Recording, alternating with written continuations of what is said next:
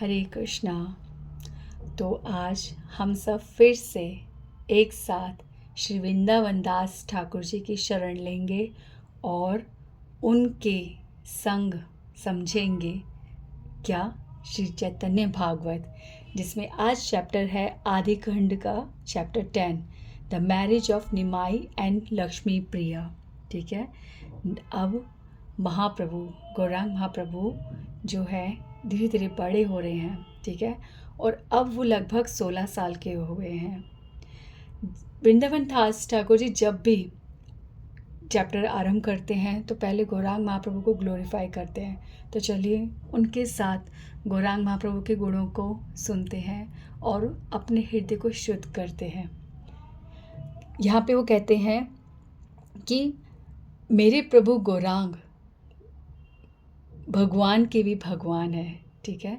जैसे हम सबको संबोधित करते हैं भगवान कहते हैं, देवी देवताओं को भी कई बार हम भगवान कहते हैं, पर जैसे प्रभुपाद जी बोलते हैं ना, supreme personality of God head, यानी कि जो गॉड्स भी हैं उनके भी जो हेड, जो उनके भी गॉड है, सुप्रीम गॉड, वो है कृष्ण, वो है गौरांग। तो supreme personality of God head, तो भगवान के भी भगवान जो है वो है गौरांग। ठीक है। तो the most cherished love of Lord Nityananda, Nityananda Prabhu का वो प्रेम है, उनके अंदर सारे दिव्य गुण हैं, वो कृपा निधान है, महावदान्याय है। क्यों? क्योंकि वो पापियों को भी शुद्ध करते हैं। All glories to Nityananda, all glories to Shri Chaitanya, you are the best Brahmin. अब वो ऐसे क्यों बोल रहे हैं? क्योंकि अभी गौरांग महाप्रभु शिक्षा ग्रहण कर रहे हैं और सबको डिबेट्स करते सबके साथ। अभी वो किसके शिष्य हैं? उनके नवद्वीप धाम में गंगा दास जी हैं, उनके शिष्य हैं। और जो भी स्टूडेंट्स वहाँ पे हैं उनसे वो डिबेट करते हैं और बाहर के लोगों से भी डिबेट करते हैं।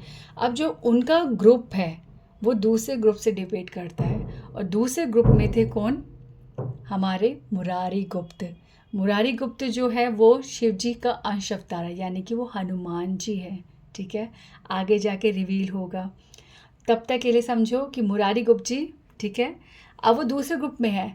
अब मुरारी गुप्त जी जो है भगवान सदैव उनको टॉन्ट करते हैं, क्योंकि मुरारी गुप्त अभी भगवान के संपर्क में नहीं आए हैं।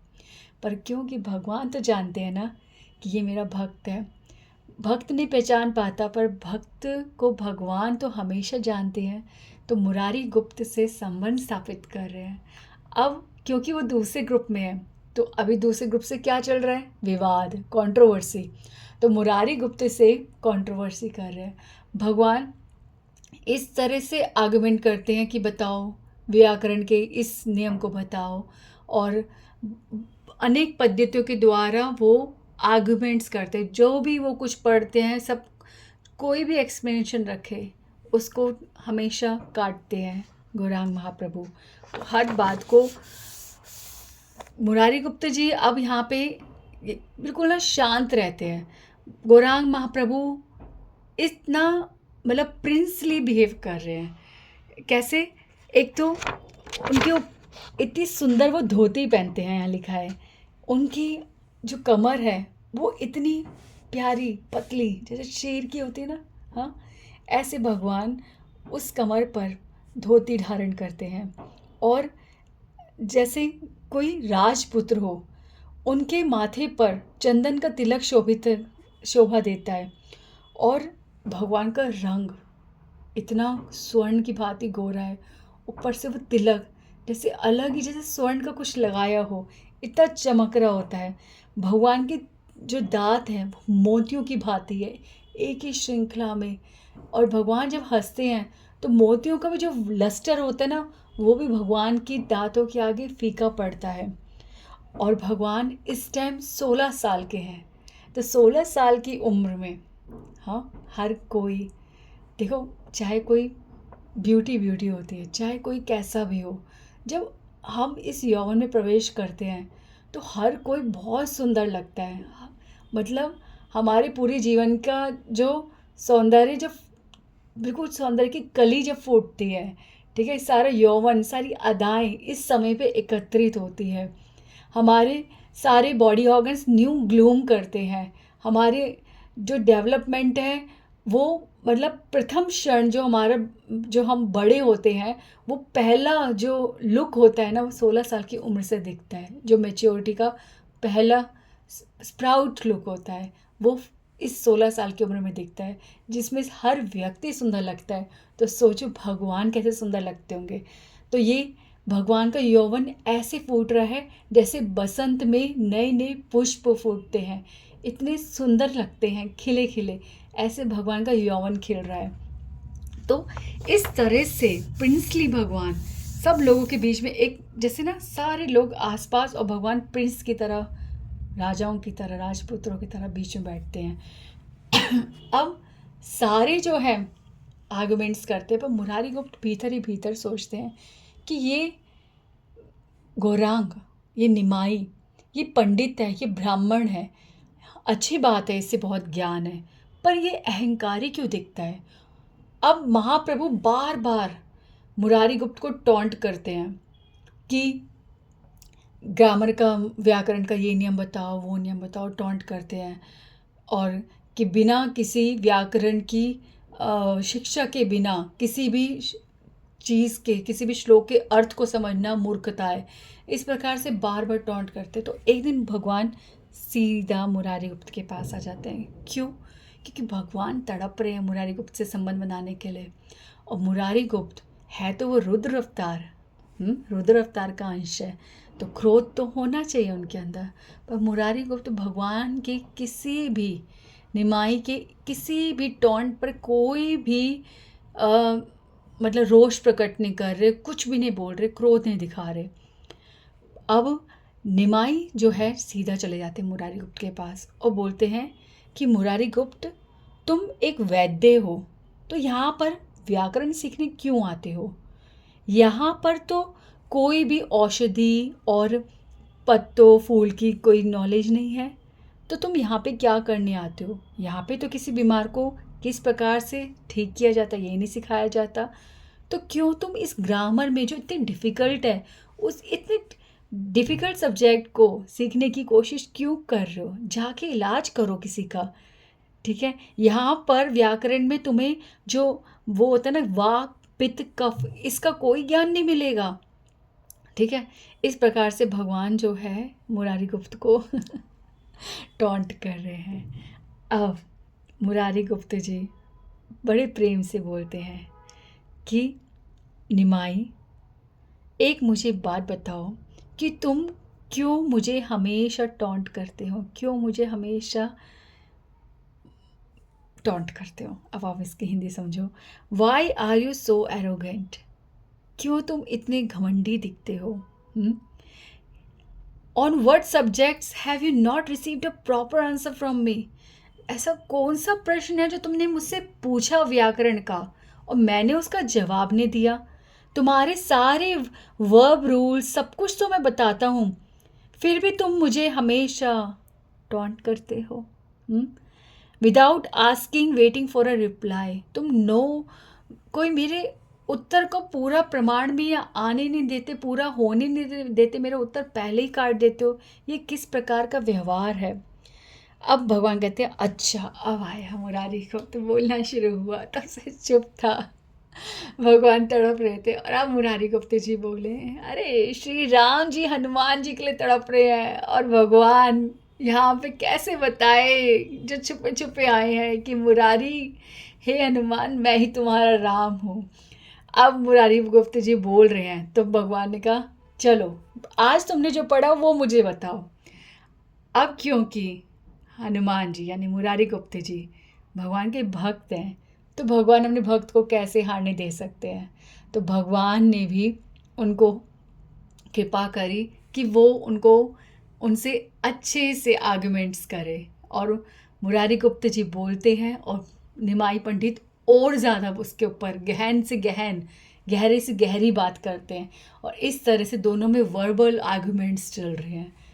अब मुरारी गुप्त जी से भगवान बहुत संतुष्ट होते हैं, हालांकि ये आर्ग्यूमेंट्स ख़त्म नहीं हो रहे, पर भगवान इतना संतुष्ट होते हैं कि भगवान उस समय मुरारी गुप्त के सर पर हाथ फेर देते हैं और मुरारी गुप्त जी चैतन्य महाप्रभु का स्पर्श पाते ही एक स्पिरिचुअल एक्सटेसी फील करते हैं। उनके अंदर स्पिरिचुअल एक्साइटमेंट आ जाती है। अब मुरारी गुप्त जी ये महसूस करते हैं कि निमाई कोई साधारण बालक नहीं है। इनके स्पर्श में मुझे भगवान का स्मरण उत्पन्न हुआ है। ये कोई साधारण नहीं है और ऊपर से इतना ज्ञान।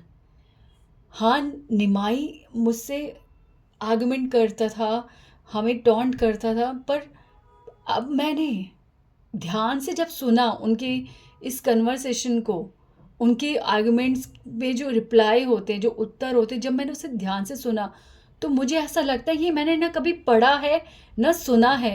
ये अद्भुत है। और इस तरह से आज मुरारी गुप्त जी ने चैतन्य महाप्रभु को स्वीकार करा। ठीक है, अभी भगवान स्वीकार नहीं करा, अब ये स्वीकार करा है कि वो कुछ है, कुछ दिव्य है। और यहाँ पे सबसे सुंदर बात ये हुई कि मुरारी गुप्त जी ने कहा कि ये जो ज्ञान मुझे मिल रहा है ये मुझे सीखना चाहिए कि किस प्रकार से भौतिक ज्ञान भी अध्यात्म से जाके जुड़ता है, किस प्रकार से हर अक्षर, हर बात भगवान कृष्ण से जुड़ती है। ये सिर्फ मैं चैतन्य महाप्रभु निमाई पंडित से ही सीख सकता हूँ, तो क्यों ना मैं उनके अंडर ही रहकर पढ़ाई सीखूं। और इस तरह से वो ट्यूटरशिप अपना लेते हैं, किसके अंडर? निमाई पंडित के अंडर। ठीक है, तो अब मुरारी गुप्त जी हैं पूरी तरह से गौरांग महाप्रभु को यानी निमाई पंडित को स्वीकार करते हैं और उन्हीं के साथ सब कुछ सीखते हैं। तो भगवान के एक और भक्त थे, वो थे श्री मुकुंद संजय, और उनका निमाई पंडित की तरफ नेचुरली का अट्रैक्शन था। इसलिए उनकी इच्छा से जो उनका पुत्र था वो गौरांग महाप्रभु से ही पढ़ता लिखता था और उनसे ही सब कुछ सीखता था। और ये सब गौरांग महाप्रभु उनके घर पर आकर ही करते थे। तो गौरांग महाप्रभु की अनेकों लीलाएं मुकुंद संजय जी के आंगन में हुई है, जहाँ पे भगवान कई शिष्यों के साथ एक घेरे में बैठकर बीच में बैठकर सबको शिक्षा देते थे। जैसे स्वयं बृहस्पति जी बैठे हैं और चारों ओर स्कॉलर्स बैठे हैं, इस प्रकार भगवान शिक्षा देते हैं। अब एक दिन भगवान अपने पांडित्य मोड में आकर, ब्राह्मण के प्रॉपर मोड में आकर भगवान कहते हैं कि किस प्रकार कोई पूरी तरह से ज्ञान और एक फंडामेंटल नॉलेज जो होती है व्याकरण की और किसी भी चीज़ की, कोई भी बेसिक नॉलेज, बहुत अच्छे ज्ञान के बिना कोई किस प्रकार से अपने नाम के आगे कोई उपाधि लगा सकता है। तो यहाँ पे गौरांग महाप्रभु संकेत करते हैं कि उपाधि लगाने से ही निर्णय नहीं हो जाता कि आपके अंदर सारा ज्ञान है। तो उस समय भट्टाचार्य और मिश्र ये एक ऐसी उपाधि थी जो केवल एक ज्ञानी पंडित के लिए ही होती थी। तो भगवान ने यहाँ पे टॉन्ट करा कि कैसे कोई भट्टाचार्य मिश्र उपाधि लगा के घूम सकते हैं। मैं ये चैलेंज करता हूँ कि कोई भी भट्टाचार्य मिश्र मेरे सामने आकर आर्गुमेंट करे और मुझे हराए, तब मैं कहूँगा कि हाँ वो ज्ञानी है। अब इस बात का संकेत भगवान ने इस तरह से जब बोला, अभी बात फैलेगी, पर इससे क्या रिजल्ट आएगा वो बाद में डिस्कस करेंगे। अभी आती है बात शची माता के हृदय की। शची माता देख रही है कि उनका पुत्र कितना सुंदर है। नवद्वीप के सब लोग गौरांग गौरांग निमाई निमाई करते रहते हैं और सब अब एक ही चर्चा कर रहे हैं कि निमाई का विवाह। अब शची माता के हृदय में भी है कि कब निमाई का विवाह होगा, कैसे होगा, क्यों? क्योंकि पिता नहीं है ना जगन्नाथ मिश्र जी, तो कैसे होगा? तो अब शची माता का हृदय में ये बात चल रही है। और गांव में जब गौरांग महाप्रभु नवद्वीप में जब गंगा घाट पर गौरांग महाप्रभु स्नान करने जाते हैं, उसी समय वहाँ पे लक्ष्मी प्रिया जी जब स्नान करने जाते हैं तो दोनों की रास्ते में भेंट होती है। अब गौरांग, श्री राम और लक्ष्मी प्रिया यानी स्वयं लक्ष्मी जी, सीता माता, जब वो एक दूसरे को आमने सामने देखते हैं तो भगवान के मुख पर मंद मंद मुस्कान आती है और लक्ष्मी जी भी भगवान के दर्शन पाकर हृदय में ही उनके चरणों की पूजा करती है और दोनों इस प्रकार से अपने अपने मार्ग पर चले जाते हैं। अब लक्ष्मी प्रिया जी जो है वो श्री वल्लभ आचार्य जी की पुत्री हैं और वल्लभ आचार्य जी जनक जी के ही समान है और उनके हृदय में चिंता है कि कौन मेरी इस पुत्री को, जो लक्ष्मी की ही भांति है, जिसके अंदर समस्त गुण है जैसे लक्ष्मी माता के अंदर है, इसे कौन वरेगा, ये उनकी बहुत चिंता है। अब ये सब जानते हैं कौन कि दोनों तरफ दोनों का विषय है विवाह, किनका, वल्लभाचार्य का भी और शची माता का भी। तो यहाँ पर आते हैं एक ब्राह्मण, ठीक है, ब्राह्मण आते हैं जिनका नाम है वनमाली और वो जाते हैं शची माता के पास और इस तरह से उनको उनके चरणों में प्रणाम करते हैं और उनको बताते हैं कि हमारे नवद्वीप में ही एक बहुत शुद्ध ब्राह्मण रहते हैं जो अपनी पुत्री के लिए एक सुंदर और निपुण और पंडित वर ढूंढ रहे हैं। तो निमाही के अलावा ऐसा वर कहाँ मिल सकता है उन्हें? तो माता आप कहे तो मैं उनके आगे निवेदन रखूं। पर शची माता यहाँ पे हृदय में चिंतित है कि कैसे होगा विवाह, कैसे सब कुछ अरेंजमेंट्स होंगे।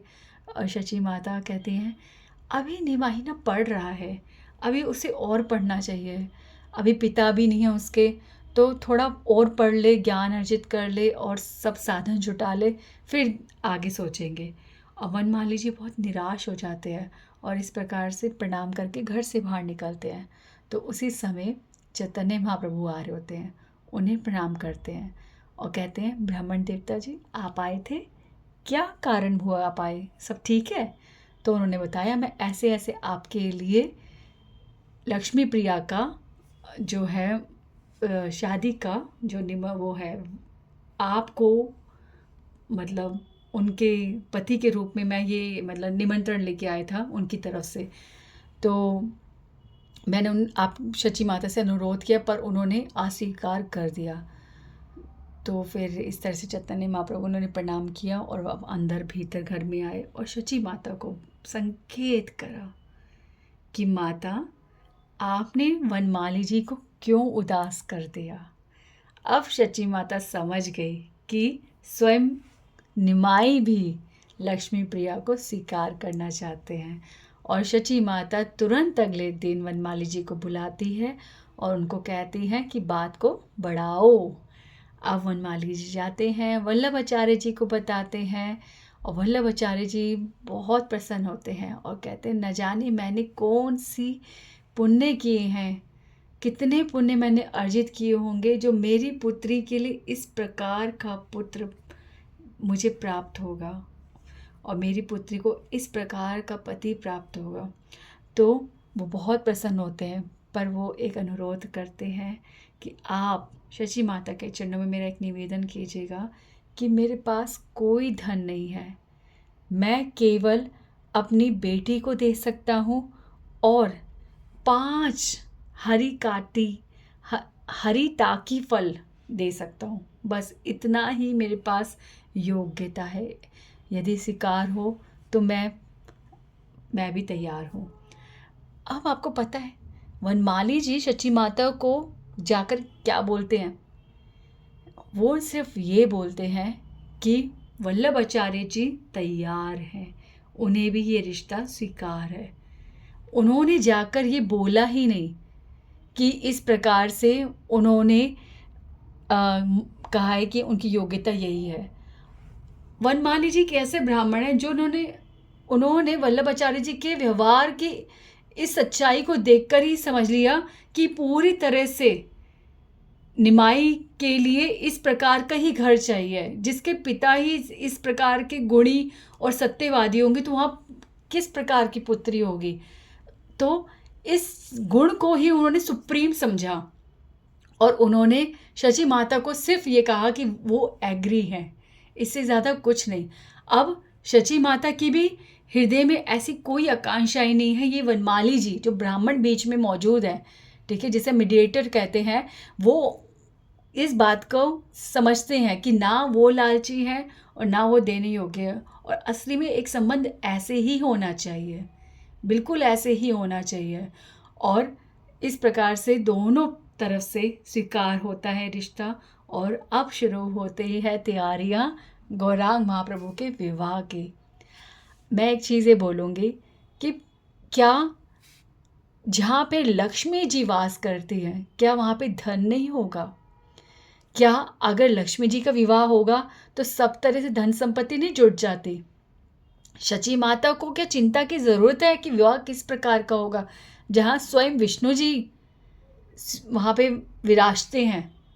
तो ये बात देखो, ज्ञान उनको नहीं है, माता पिता को, पर क्या ये फिर भी आप ये सोचिए कि वो क्यों क्यों वो संतुष्ट हो के निर्धनता में जीवन जी रहे हैं, ताकि हम ये ना कहें कि भगवान ऐसे रहे।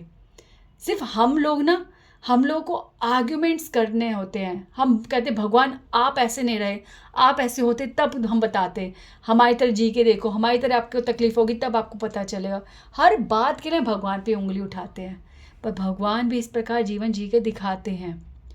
और ये विवाह के समय जो हम लोग पढ़ रहे हैं, लिख रहे हैं, लड़कियां इतना अच्छा पढ़ रही हैं, लड़के पढ़ रहे हैं, क्यों हर माँ बाप सिर्फ ये सोचते हैं कि किस प्रकार से अपने बच्चों की शादी के लिए धन जोड़ा जाए। अगर कोई बच्चा बोले कि मम्मी मुझे ये कोर्स करना है, मुझे ये वाला यहाँ पे इतनी इन्वेस्टमेंट करनी पड़ेगी, तो हम लोग मना कर देंगे कि नहीं बच्चे, इतना पैसा नहीं है। और जैसे शादी की बात आती है तो किस प्रकार से पैसे अरेंज होते हैं और कितनी ब्लैविश शादी की जाती है, सिर्फ ये दिखाने के लिए कि आप अमीर हो, ये दिखाने के लिए आपने कितनी अच्छे से जिम्मेदारियां निभाई। क्या एक्चुअली हम अपने बच्चों की शादी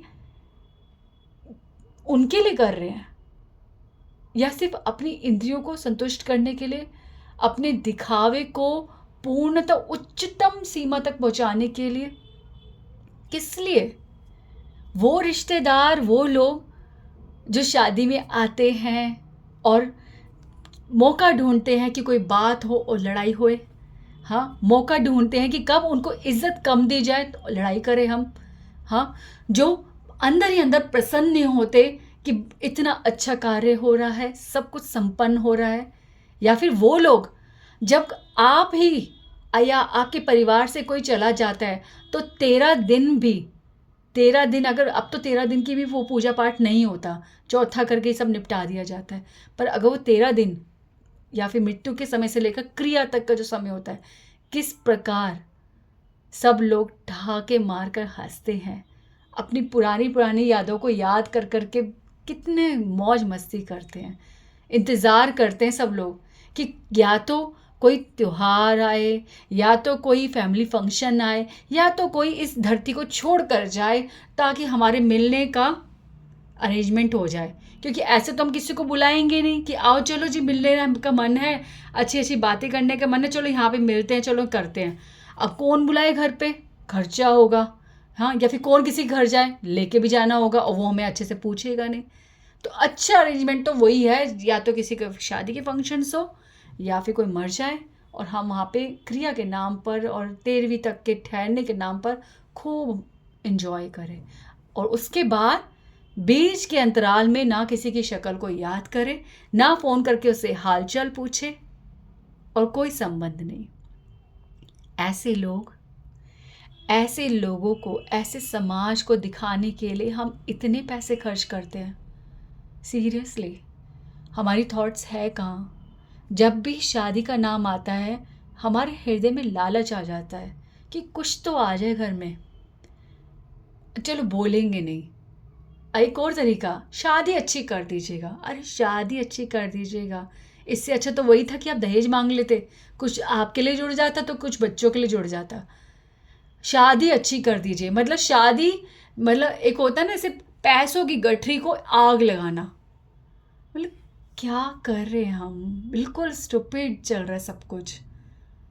पूरा जीवन 2 व्यक्ति माँ बाप जोड़ जोड़ के कुछ भी तरीका नहीं है, कोई भी सिस्टम नहीं रह गया है।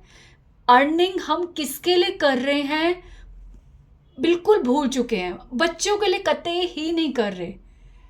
अर्निंग हम सिर्फ और सिर्फ अपनी सेटिस्फैक्शन के लिए कर रहे हैं, अपने आप को बिजी रखने के लिए कर रहे हैं।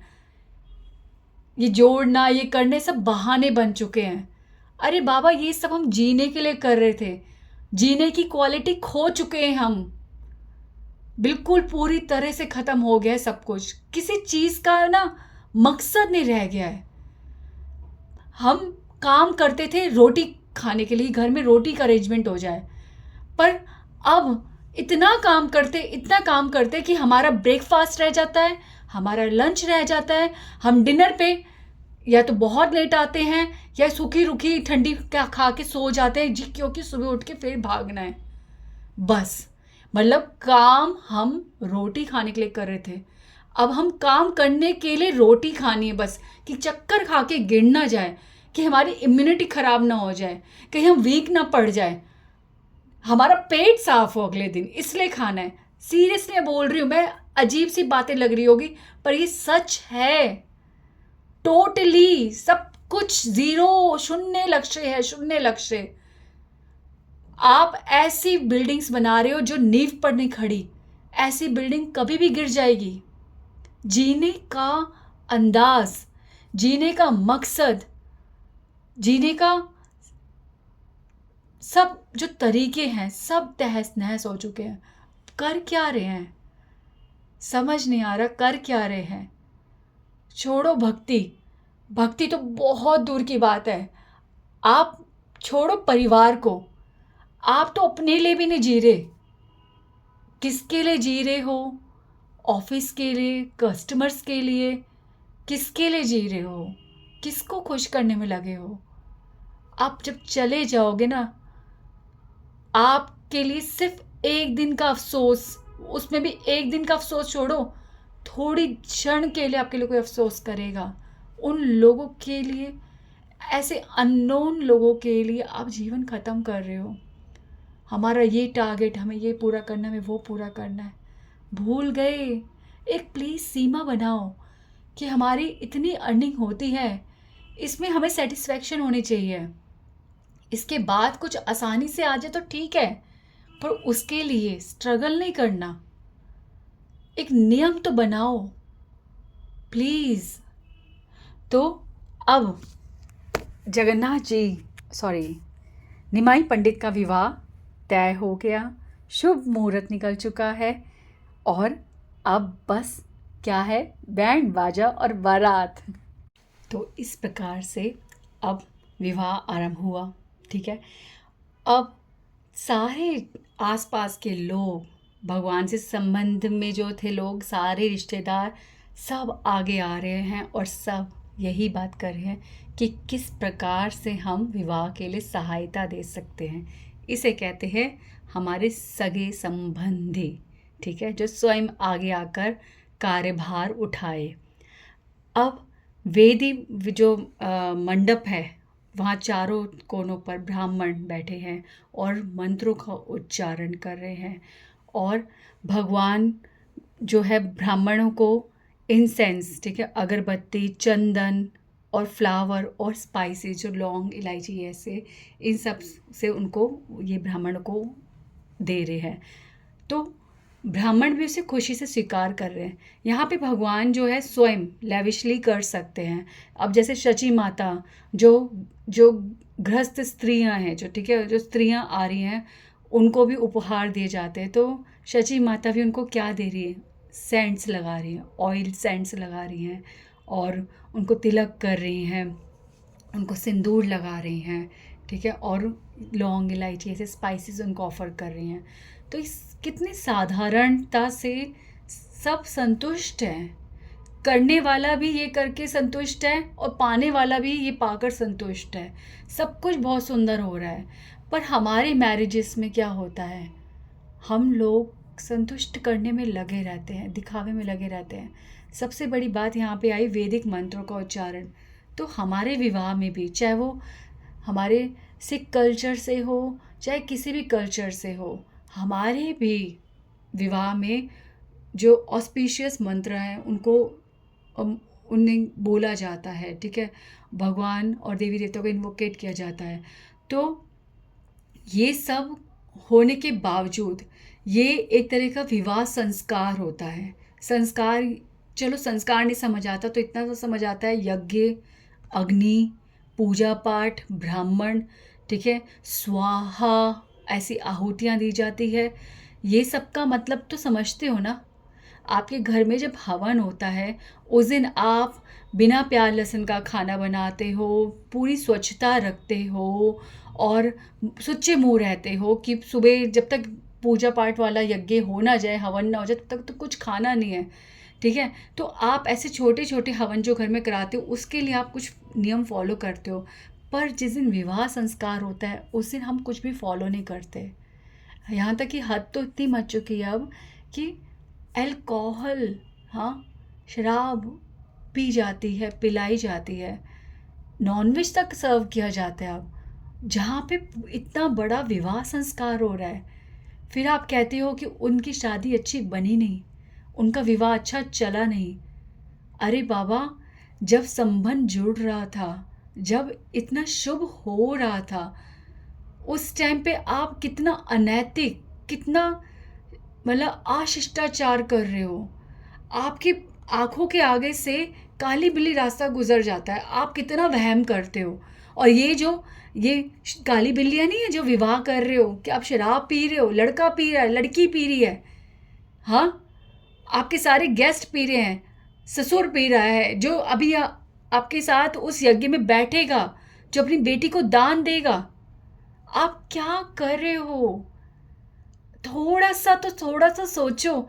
अगर नहीं करना तो एक काम करो, ये सब फॉलो नहीं करना था, कोर्ट में जाकर साइन कर लो कागजों में। वहाँ पे नहीं है मौजूद कोई, वहाँ पे ऐसे संस्कार नहीं है, ये करो। अगर आपको मैरिज करनी है ना तो आपको उन संस्कारों को कुछ फॉलो करना चाहिए। ये मैं इसलिए नहीं कह रही हूँ भक्ति के लेवल पर, मैं एक साधारण सोच की लेवल पर कह रही हूँ। सिंपल से सिंपल सोचो तो सही। आप सुबह अपने घर में जो जलाते हो या अपनी शॉप पे जो जलाते हो, आप कहीं भी कुछ करते हो तो आपको ध्यान रहता है कि आपने कुछ नॉनवेज तो नहीं खाया आज, आप नहाए तो हो, आपके हाथ पैर तो साफ हैं, आपने कुल्ला तो कर रखा है, इतनी इतनी चीज़ों का ध्यान रखते हो। तो उस दिन क्या हो जाता है, आपके बच्चे का नामकरण संस्कार होता है, आप बच्चे का बर्थडे कुछ करते हो, आप ये सब कर क्या रहे हो? कितने मौके तो होते हैं पीने के, खाने के, इतने शुभ समय पे आपको ये सब नहीं करना चाहिए। अगर आप में से कोई भी ऐसा सुन रहा है तो आप इसको प्लीज़ सीरियस लो। आप जीवन की इतनी सुंदर शुरुआत कर रहे हो। क्या आप ये चाहते हो जिसके साथ आप संबंध बना रहे हो, वो मोमेंट जब वो व्यक्ति आपकी मांग में सिंदूर भर रहा हो, वो होश में ना हो, वो नशे में हो, मतलब उसको होश ही ना हो कि वो किसके साथ सारी ज़िंदगी का संबंध बना रहा है, और वो लड़की जिसकी क्या बोलते हैं, जो एक लड़के को अपना सब कुछ स्वीकार कर रही है, वो होश में ना हो। और एक और बात, ये जो हम लोग करते हैं ना कि ये हमारे फेरे 2-3 बजे हो रहे हैं, आप ये बताओ कि 2-3 बजे कौन सी पूजा पाठ होता है? बताओ, ये कौन सा यज्ञ होता है? थोड़ा सा ना हम लोग सोच नहीं रहे हैं हम कर क्या रहे हैं। अगर आपको करना ही है तो अपने फंक्शंस इस तरह से रखो कि पहले मैरिज हो जाए। चलो आपको खाना पीना भी है ना, तो पहले आप संस्कार तो करो। एटलीस्ट लड़का लड़की तो फॉलो करे, उसकी फैमिली तो फॉलो करे। सबसे पहले आप फेरे करो, सबसे पहले पूजा पाठ का काम करो, होशो हवास में करो। ये 2-3 बजे का टाइम क्या है? पंडित नींद में है, रिश्तेदार नींद में है, आप खुद नींद में हो, आप फेरे नहीं समझ रहे। अरे यार, उस व्यक्ति को, अब पंडितों से मैं प्रार्थना करती हूँ यार, ऐसे बनो ना कि एक एक मंत्र का उच्चारण समझाओ, एक एक फेरे का मतलब समझाओ कि जो व्यक्ति एक दूसरे से जुड़े हैं, जो उन्होंने सोचा नहीं, वो उस मोमेंट पे सोचे कि मैरिज इतनी सीरियस है, मैं ये संकल्प ले रही हूँ, मैं मैं ऐसे शरणागत हो रही हूँ, मैं ऐसे सरेंडर कर रही हूँ इस व्यक्ति को, उसके परिवार को। समझ तो आए उसे। एक बार मैंने आर्य समाज मंदिर में, जो बिरला मंदिर के पास है ना, वहाँ पे मैंने बचपन में एक मैरिज अटेंड की थी। और वो पंडित, मुझे सीरियसली, मुझे वो मोमेंट याद है कि वो पंडित जी इतने अच्छे से एक एक चीज़ समझा रहे थे। सोचो, मैं इतनी छोटी उम्र की थी तब भी मैं इतनी तरह से इतने अच्छे से इन्वॉल्व थी, मुझे समझ आ रहा था। उस टाइम पे मेरी एक थॉट थी कि मेरी मैरिज में मैं एक एक फेरे का मतलब समझू करूँ। और जब मेरी मैरिज थी तो मैं पंडित जी से पूछ रही थी, और उसको तो इतना ऑकवर्ड लग रहा था पंडित जी को कि पूछ क्या रही है, जैसे कुछ अननोन से ही पूछ रही हूँ मैं। ही वॉज नॉट अवेयर कि वो बोल क्या रहे हैं। मतलब क्यों, क्यों, क्यों? हम बहुत सुंदर चीज़ें कर सकते हैं। जीवन ना, एक थॉट लग जाती है ना, एक विचार जब जुड़ जाता है ना, हर चीज़ एक विचार के साथ जब हम करते हैं ना, तब वो चीज़ रिजल्ट देती है। आप 2-3 घंटे पूजा पाठ कर लो, पर आप एक थॉट के साथ नहीं कर रहे कि आज मैंने भगवान को बहुत हृदय से याद करना है, मुझे दिल से करना है। एक थॉट, और आपका भजन चाहे थोड़ा हो चाहे ज़्यादा हो, वो एक सक्सेसफुल सा लगता है, क्योंकि आप वहाँ पे मौजूद हो। आपका विचार आपको उस स्थान पर प्रेजेंट करता है। सो प्लीज़ अवेयर हो। हम इतनी चीज़ों के लिए जागरूक हो रहे हैं, वोट देने के लिए जागरूक हो रहे हैं, अपने आसपास की चिंताओं के लिए जागरूक हो रहे हैं। हम ग्लोबलाइजेशन, ये जो अब ओजोन लेयर, इन सब के लिए जो चीज़ें हमारे लिए अननोन थी, हर चीज़ के लिए जागरूक हो रहे हैं, पर अपने स्वयं के जीवन के लिए, अपनी भीतरी अवस्था के लिए जागरूक नहीं हो रहे हम। ये हो क्या रहा है? प्लीज़, बार बार एक ही बात बोलती हूँ कि ये जीवन बहुत महंगा है। इतने सस्ते में खर्च मत करो, मत करो। ये तो वो बात हो गई है कि आपके सामने करोड़ों रुपए पड़े हैं और एक का सिक्का पड़ा, और आप एक का सिक्का उठा के घूम रहे हो और अपने आप को बहुत खुशहाल समझ रहे हो। भगवान क्या क्या हमें दे रहे हैं और हम कितने छोटे पैनी में खुश हो रहे हैं। इतना सस्ता नहीं बनना चाहिए हमें। बहुत महंगा जीवन है।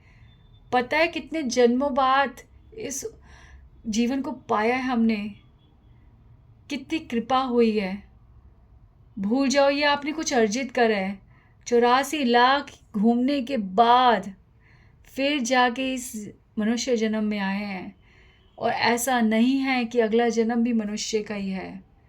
जब तक ये निर्धारित नहीं हो जाएगा कि हम अगले जन्म में भक्ति करने वाले हैं, तब तक अगला जन्म मनुष्य का नहीं हो सकता। नहीं तो फिर ये घूम घूम के ही मिलेगा जब नंबर आएगा। You can't break the sequence. आप कुछ करे बिना इसको अर्जित नहीं कर सकते।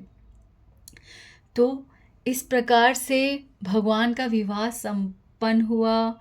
सारे जो गेस्ट हैं, सारे लोग मिलकर वल्लभाचार्य जी के घर पे जाते हैं, और वल्लभाचार्य जी चैतन्य महाप्रभु को स्थान देते हैं, उनके चरणों में जल देते हैं, वंदना करते हैं। वही चरण जिनकी जिन चरणों की वंदना करके स्वयं शिव और ब्रह्मा जी इस भौतिक कार्य करने की शक्ति मांगते हैं, आज उन चरणों की वंदना कौन कर रहे हैं? वल्लभाचार्य जी, और अपनी पुत्री को चैतन्य महाप्रभु को दान देते हैं और कन्या दान करते हैं। अब लक्ष्मी प्रिया जी इतनी सुंदर लाल रंग के वस्त्र और चेहरा चंदन डॉट से डेकोरेट हो रखा है और इतनी सुंदर लग रही हैं।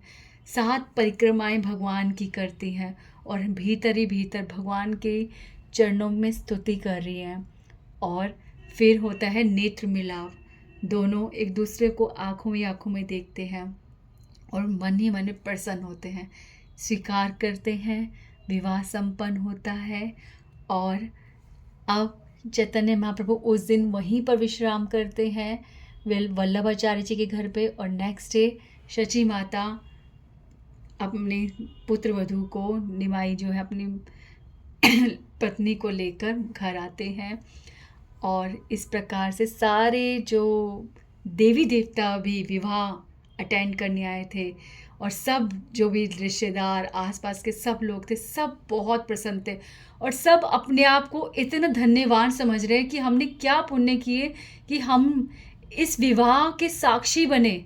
सब इतनी प्रसन्नता महसूस कर रहे हैं और इस प्रकार से सबको भगवान ने और शची माता ने विदा किया। अब शची माता देखती हैं कि उनके घर में एक अलग ही प्रकाश है, भीतर भी और बाहर भी। जब भी शची माता एकदम से अपने पुत्र और पुत्रवधू को देखती तो चैतन्य महाप्रभु निमाई के सीधे हाथ पर देखती कि एक प्रकाश है। फिर आगे आंखें इधर से मीचती, फिर देखती तो देखती हूँ लक्ष्मी प्रिया बैठी हैं। ठीक है, तो कभी कभी पूरे घर में जैसे कमल पुष्पों की खुशबू आने लगती। शची माता बहुत हैरान होती थी ये सब क्या हो रहा है। फिर शची माता को ये आभास हुआ कि ये जो लक्ष्मी प्रिया है ये कोई साधारण नहीं है, ये स्वयं लक्ष्मी जी हैं। ये उनको महसूस हुआ और उन्होंने रियलाइज़ करा कि ये साक्षात लक्ष्मी है और इस प्रकार से उन्होंने अपने आप को बहुत सौभाग्यशाली पाया कि किस प्रकार से मेरे पुत्र के भाग्य जागे कि स्वयं लक्ष्मी जी मेरे घर पर पुत्र वधू बन के आई हैं। ठीक है, तो ऐसे ही हर औरत को ये सोचना चाहिए जब उसके घर में कोई पुत्र वधू आती है तो वो लक्ष्मी का ही रूप होती है। आप स्वीकार करो, आगे बात बनेगी। पहले आप उसे स्वीकार करो, फिर वो आपको स्वीकार करेगी। फिर अब इसमें एक बात ये आती है कि शची माता ये तो पहचान गई कि लक्ष्मी प्रिया जी स्वयं लक्ष्मी जी हैं, पर अभी तक शची माता ने ये रियलाइज़ नहीं करा कि गौरांग महाप्रभु जो है नारायण है। अभी जो शची माता ये रियलाइज़ कर सकती है कि लक्ष्मी जी के होने के जो संकेत होते हैं वो लक्ष्मी प्रिया जी के होने के संकेत जैसा ही है, यानी कि वो लक्ष्मी जी हैं। तो गौरांग महाप्रभु यानी निमाई पंडित जिसको गर्भ से लेकर अभी 16 वर्ष की आयु तक जिसका पालन लालन पोषण सब कुछ शची माता कर रही, क्या वो महसूस नहीं कर रही कि ये कोई साधारण पुत्र नहीं है मेरा, ये नारायण है? क्या भगवान ने अभी तक ऐसा कुछ नहीं करा? बचपन में महसूस होता था पर अब नहीं महसूस हो रहा। क्यों? इसके पीछे एक बहुत बड़ा भेद है जो चैतन्य भागवत में आगे जाके खुलेगा। तो इस प्रकार से विवाह संपन्न होता है और शची माता पूर्ण रूप से संतुष्ट होती है और लक्ष्मी जी बहुत प्रसन्न होती हैं। क्यों? क्योंकि जो लक्ष्मी जी हैं वो भगवान की व्रज लीला में प्रवेश करना चाहती हैं सदैव, और इसलिए उन्होंने बहुत तपस्या करी। आज वही लक्ष्मी जी को गौरांग महाप्रभु की लीला में चैतन्य लीला में भाग लेने का अवसर मिला, इसलिए वो बहुत बहुत बहुत प्रसन्न है। और अब वृंदावन दास ठाकुर जी हम सबको आशीर्वाद देते हैं। वो कहते हैं, whoever hears with devotion this narration of the Lord's marriage will certainly be able to break the ties of material bondage. संसारिक बंधनों से वो व्यक्ति मुक्त हो जाता है जो गौरांग महाप्रभु के इस विवाह वर्णन को बहुत हृदय से, बहुत समर्पण के साथ और बहुत ही ध्यान पूर्वक सुनता है। तो आप इस बात में बिलीव कीजिए कि ये शास्त्र में जब भी उस शास्त्र के वक्ता कोई आशीर्वाद देते हैं उसको हाथ जोड़ के स्वीकार कीजिए। इट रियली वर्क्स, सच्ची बोल रही हूँ। तो अवश्य ही हम भी सांसारिक बंधनों से मुक्त होंगे। संबंधों में रहते हुए बंधनों से मुक्त होना ये केवल और केवल भगवान और भक्त का आशीर्वाद ही सफल कर सकता है। तो इस आशीर्वाद को स्वीकार करते हैं और आज के चैतन्य भागवत के इस अध्याय का समापन करते हैं। हरे कृष्णा कृष्णा कृष्णा हरे हरे, हरे राम राम राम हरे हरे। श्री राधे।